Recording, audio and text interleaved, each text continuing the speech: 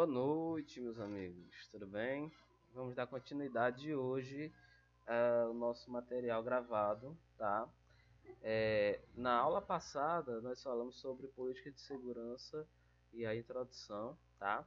Hoje nós vamos para os objetivos, beleza? Então vocês vão aqui, ó, para o slide 9, tá? Vamos falar sobre os objetivos de segurança. Por que eu implemento política de segurança das informações? Quais os objetivos eu tenho que atingir quando eu estiver implementando essa política de segurança? Então, confidencialidade ou privacidade. Então, o que quer dizer confidencialidade e privacidade? Eu acredito que todos vocês já devam ter um conceito formado na sua cabeça, tá? Mas vamos formalizar. Então, confidencialidade ou privacidade significa proteger as informações contra o acesso de qualquer pessoa não explicitamente autorizada. É, permitir apenas as pessoas é, que, que tenham uma responsabilidade, permitir somente as pessoas, né, autorizadas, que também inclui não permitir aquelas não autorizadas. Né? Parece ser a mesma coisa, mas quando você para pensar, né, são similares, mas têm focos diferentes. Tá? Então, confidencialidade é você proteger a informação para que outras pessoas não visualizem, né? Ou para que pessoas de fora, né, fora da organização, fora daquele grupo de responsabilidade, fora da, digamos assim, fora da cadeia do fluxo de informações, né, não tenham acesso a informações privilegiadas. Então, confidencialidade, sim, é um dos objetivos, né, que a gente busca ao implementar uma política de segurança. Então, integridade dos dados. O que seria integridade dos dados? Evitar que os dados sejam apagados sem permissão. Não somente ser apagados sem permissão, ser apagados por pessoas não autorizadas, mas também evitar que essas pessoas venham a modificar. A integridade também diz respeito à forma como a informação chega a você de maneira íntegra, sem atravessadores, sem que ela se perca pelo meio do caminho, ou chegue a você alterada, né? Principalmente quando você não sabe que ela foi alterada, né? Responsável por responsabilidade de um ataque ou algo parecido, tá?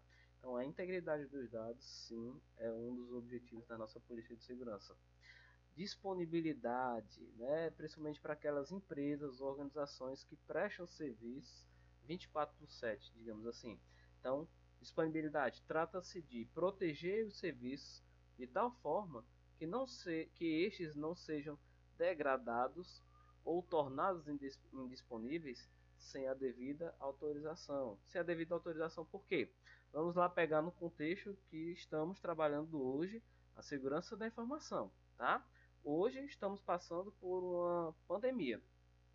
Então, serviços essenciais, principalmente ligados à inteligência, à saúde, à transmissão de informação privilegiada entre órgãos, né, essenciais, entre órgãos necessários nesse momento.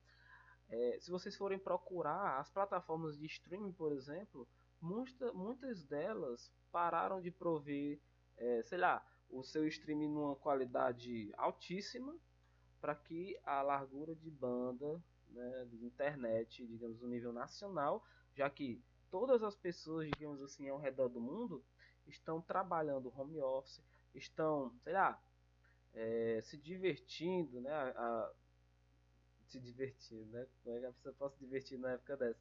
Mas é o seguinte, as pessoas que buscam entretenimento nesse momento, né? Evitar estar pensando ou permanecer ansioso em determinados detalhes. Então, as pessoas buscam muito espairecer, digamos assim. Então, as plataformas de streaming, né? Além de alguns governos terem pedido, né, alguns tomaram iniciativa própria de diminuir um requisito essencial, que é a qualidade, por exemplo, do serviço para que a banda larga não fosse inundada por requisições de filmes, de músicas, de jogos, digamos assim. Então, algumas plataformas reduziram os seus requisitos de qualidade para que serviços essenciais pudessem executar sem delays, digamos assim, que pudessem prejudicar o serviço. Então, essa questão da disponibilidade, né, cabe muito bem na situação que estamos passando hoje. Nós estamos protegendo serviços que estamos necessitando, pelo menos algumas pessoas, muitas pessoas doentes, né, que necessitam de serviços críticos, ou troca de informações rápidas, né, principalmente a contabilização do número de pessoas, ou sei lá, de informações de estoque que, né, hospitais necessitam, ou pedidos de compra, entre várias outras funcionalidades que estão aí, né? A gente não pode deixar que determinados serviços fiquem, né, fora do ar, que determinados serviços, né, passem por delays ou atrasos, né, muito grandes. Então, consciência própria, digamos assim, algumas organizações, ou mesmo por pedidos, né, por parte de autoridades, algumas delas diminuíram seus requisitos de seus requisitos de qualidade, justamente para auxiliar o nível global, né, numa escala global, a determinados serviços essenciais. Então, políticas de segurança, cara, a gente pode definir esse tipo de, de atuação, digamos assim, né, com, com as nossas políticas. Ah, nós não estamos no momento de pandemia. Cara, você tem que ter o mínimo de qualidade, né, na disponibilização, na, digamos assim, na implantação do seu serviço. Então você também tem que proteger eles para que eles estejam executando mesmo nas adversidades, tá? Então vamos para o próximo objetivo. Consistência, né? O objetivo de segurança voltado à consistência certifica-se de que o sistema está de acordo com as expectativas do usuário, ou seja, que aquele determinado link que ele acabou de clicar no seu sistema web realmente vá para a funcionalidade que ele necessita, para que, digamos, o atalho que ele está utilizando para um determinado serviço na intranet esteja funcionando, não esteja fora do ar. Então, consistência é você certificar-se de que serviços, funcionalidades, que parte ou o sistema como um todo, né, esteja de acordo com as expectativas ou as necessidades do usuário em si, né, nas suas atribuições, digamos assim. Isolamento ou uso legítimo, tá? Regular o acesso ao sistema, né? Se você for parar para pensar nessa característica de isolamento ou uso legítimo, né? É uma forma de você pensar que você tem o seu usuário, né, devidamente logado no seu sistema, né? E toda e qualquer tarefa que ele executa repercute numa base de dados, que repercute numa interação com o sistema, aquela interação está gravada e vai nele, aquela interação vai gravada com o nome dele. Então, o uso legítimo é você certificar de que determinado usuário foi quem executou tal tarefa.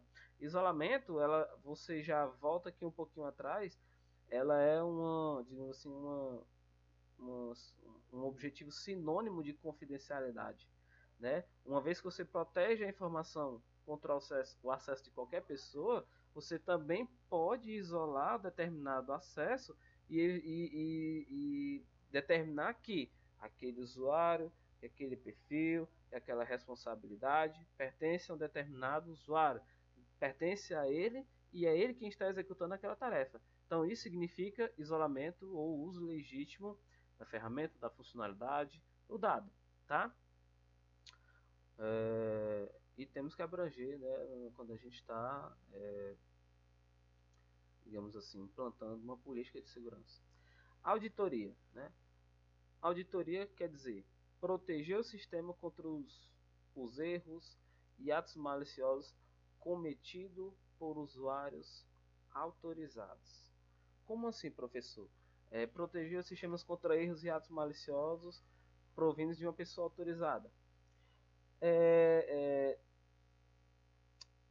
Como a gente já viu, né, estudando há algumas aulas atrás, né, até então, a parte de auditoria, então eu falei para vocês, que nem todo ato malicioso, ou desculpa, malicioso não, nem todo ato que, por exemplo, cai na malha fina de auditoria é realmente malicioso com objetivo. Pode ser simplesmente uma ação de um usuário não, digamos assim, não consciente daquela situação. Assim como também pode abranger usuários, né, com determinado nível de acesso que realmente executaram a ação maliciosa.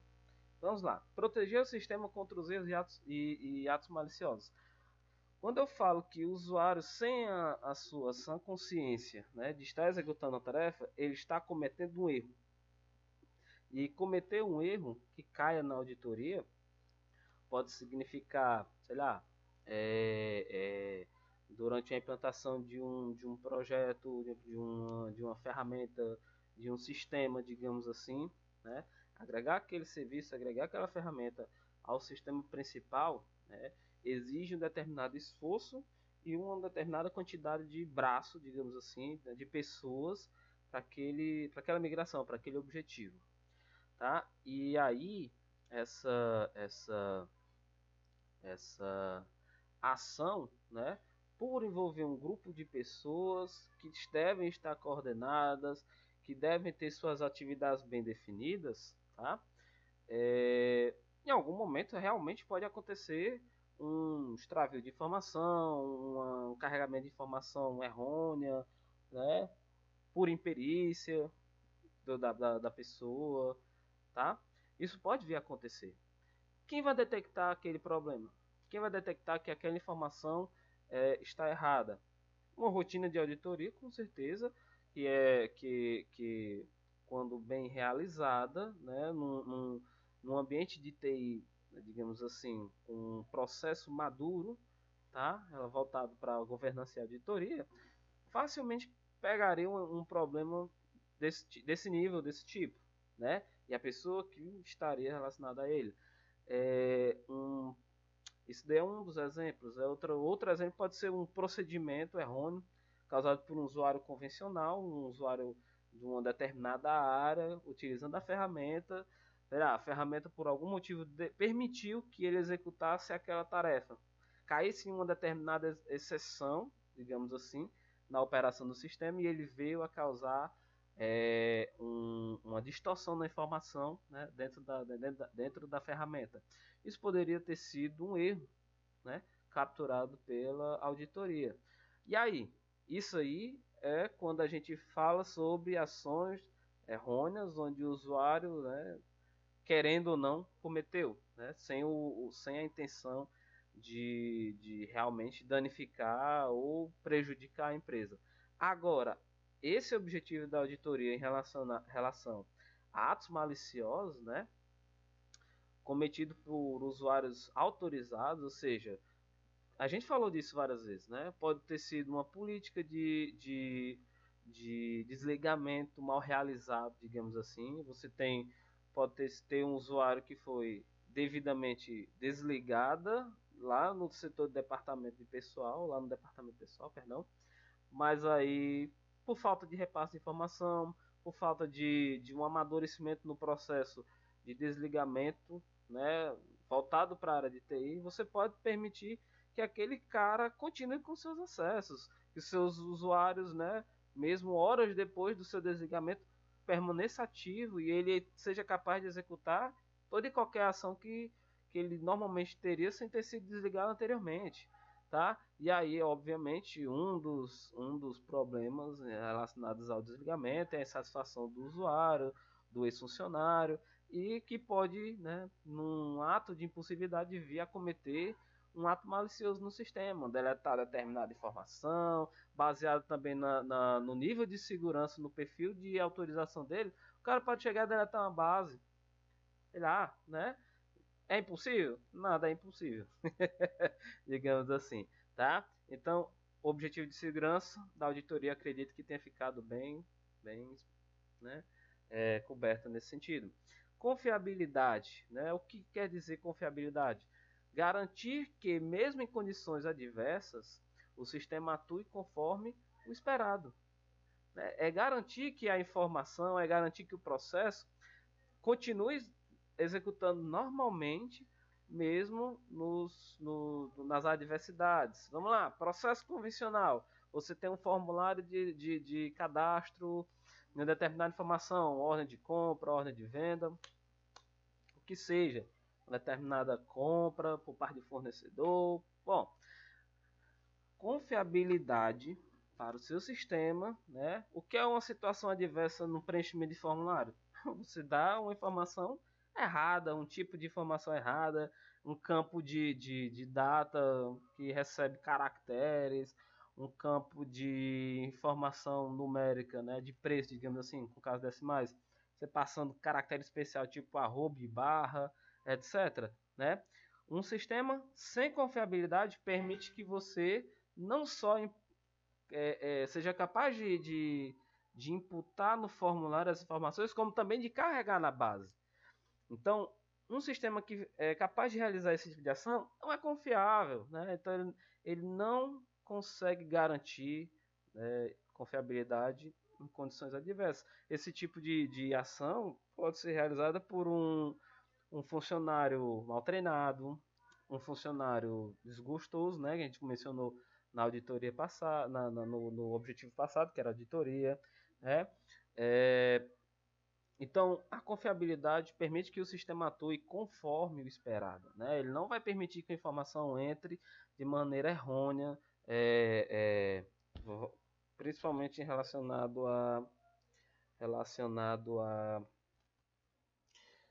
tipos de informações, né? Acho que é o básico. Então, um dos exemplos que temos aí é voltado para sistemas de energia nuclear, controle de tráfego aéreo, controle de voo. Então, o que são esses sistemas? Esses sistemas são ditos hoje na nossa sociedade como sistemas críticos. Vá procurar o conceito lá na engenharia de software. O que são sistemas críticos? São sistemas que lidam com o, com o meio ambiente, com a segurança da vida das pessoas, do meio ambiente, etc. Tá? Então, um sistema de energia nuclear, de uma usina de energia nuclear, deve falhar? Será que um controle de tráfego aéreo realmente pode vir a cruzar, por exemplo, rotas de aviões? Não, cara. Então, se ele é capaz de fazer isso, ele não é um sistema confiável. Com certeza. Ok? Então, apesar de todos os objetivos que nós citamos, né, serem importantes, dependendo do tipo de entidade, de organização, de empresa, né, uns podem ganhar mais destaque do que outros, né, são mais importantes do que outros. Então, antes da implementação de uma política, de um programa de segurança das informações, é aconselhável que você responda um conjunto de perguntas para que você possa identificar o que é o objetivo realmente essencial para a sua empresa, para a sua entidade, para a sua organização, seja ela de cunho, né, seja ela de cunho público ou privado, né? Enfim. Então, vamos lá às nossas perguntas. O que quer proteger? O que é necessário proteger? Contra quem ou o que você vai proteger? Quais são as prováveis ameaças? Nesse ponto aqui, você tem que ter um determinado conhecimento do seu ambiente de informática, ao ponto de você prever, né, ou tentar, no mínimo, realizar uma previsão sobre possíveis problemas que possam acometer o seu ambiente de TI, digamos assim. Então, qual a importância de cada recurso? Qual o recurso que você quer proteger? Qual o grau de proteção que você deseja? Quanto tempo, quanto de recurso financeiro, quanto de recurso humano vai ser necessário, né, investir para atingir os objetivos de segurança. Lembrando, né, que em outras aulas eu acabei mencionando isso para vocês. A política de segurança, né, está de mãos dadas com a política do desenvolvimento do desenvolvimento do departamento de TI, né, da política de diretrizes de informática.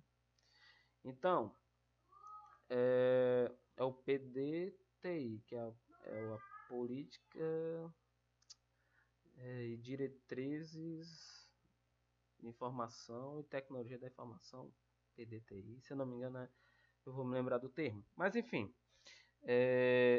como ela anda atrelada ao desenvolvimento da empresa como um todo, então ela tem que ter um tempo, né, para ser, digamos assim, renovado, tem um tempo para você implantar, né? Então não é algo que acontece da noite para o dia, né? Então você tem que estipular o tempo, você tem que estipular os recursos necessários, sejam eles financeiros ou humanos, e se aquela política que você está tentando implantar cabe na organização que você está trabalhando, né? Não só tem que caber, como tem que se adequar, digamos assim, né? Então, quais são as expectativas dos usuários e clientes em relação à segurança da informação?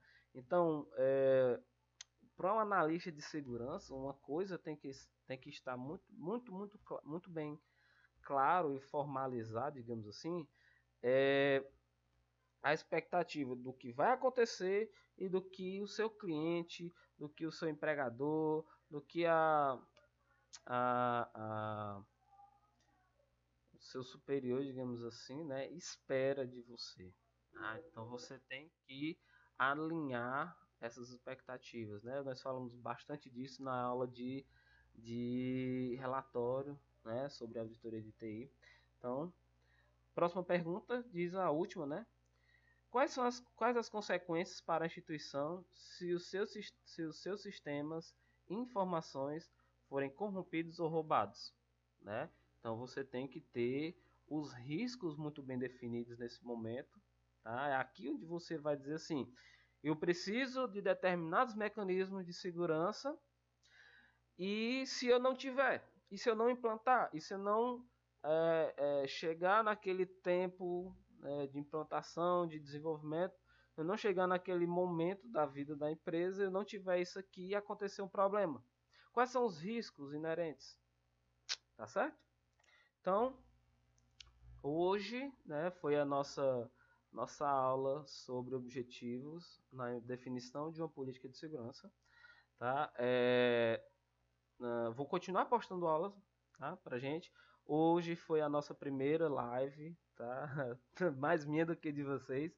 Mas toda a aula, o que seria o nosso tempo de aula presencial, estarei online fazendo lives com vocês. Vocês podem entrar e me acompanhar, fazer perguntas, tá? Eu vou sempre estar postando o link das lives.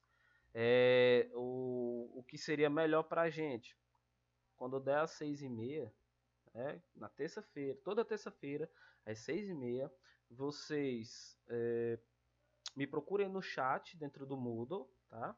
E aí eu vou passar para vocês o link da live para que a gente possa, né, trocar informações, possamos tirar dúvidas sobre as atividades anteriores. Teoricamente não. Hoje vai ter atividade, tá? Para vocês. Na semana que vem eu já estou corrigindo, né, passando dicas e eu vou trazer mais conteúdo e eu acho que é isso, né? Por hoje é só, meus amigos, e eu vou postar já essa aula. Valeu.